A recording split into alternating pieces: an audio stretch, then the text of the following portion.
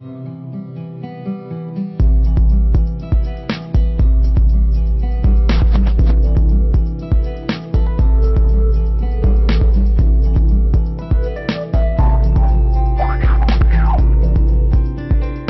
came from a different world where there was a scarcity of food, clothes, and good shelter.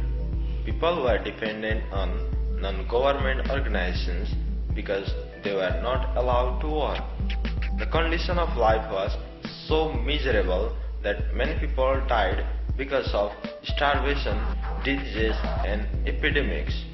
Moreover, the education system was very poor in the world.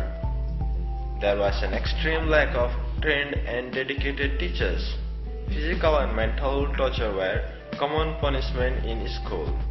Everybody felt that there was not enough encouragement, courtesy, and the quality of education being provided in school. Many people in my world were very depressed and frustrated. Often their eyes were full of tears of suffering, but also expectations and hope. My world was none other than a refugee camp where distressed and sorrow-stricken people spent their precious days for 19 years in ramshackle huts in the eastern region of Nepal. My name is Vidya Dhakal, a recent immigrant from Nepal, and I was born in a very remote village in Bhutan. I am 19 years old and attended Auckland International High School. When I was a 6-month-old baby, my family and I were forced to leave our motherland, Bhutan, and settle in a refugee camp in Nepal.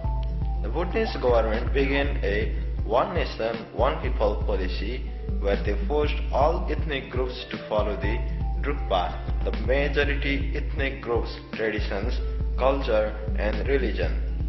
The Nepalese ethnic population started protesting against the ethnic discrimination and corruption in a country that claimed to be establishing democracy and providing freedom to all ethnic people.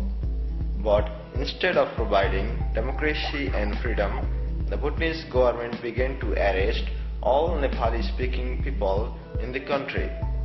There was many protests against the oppressive and unjust Bhutanese government, in which many people died as martyrs and many others were severely wounded. The Bhutanese government arrested my father 4 times and tortured him while he was in prison. As a result, my family left the country and arrived in Nepal. The refugee camps we settled in was located on the edges of river. The first year, we lived in a small flimsy tent. The living conditions were very wretched in that camp. People started to suffer from cholera, diarrhea, and other illness. Many people died in these epidemics. UNHCR, United Nations High Commissioner for Refugees, started to support us with food, clothes, and shelter. We were also supported by some other organizations such as WFP, World Food Program, AMDA, American Medical Directors Association, and Caritas Nepal, and organizations that provides free educations to Bhutanese high school students. The refugee camp was like a jail, where the Nepal government didn't allow us to go outside the camp and work.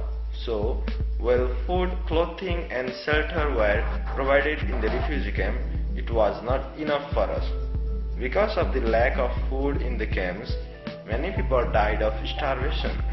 The health facilities were very poor in the camps, where there was a scarcity of trained and experienced doctors.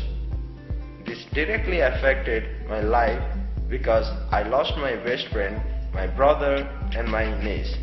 This terrible experience still makes me feel very sad. While we were in camp, many political parties were established with an objective to repatriate us in our motherland in Bhutan. Though the Nepalese and Bhutanese government had more than 14 meetings to discuss the situation, it wasn't fruitful for Bhutanese refugees who still experience oppression and injustice under the Bhutanese government.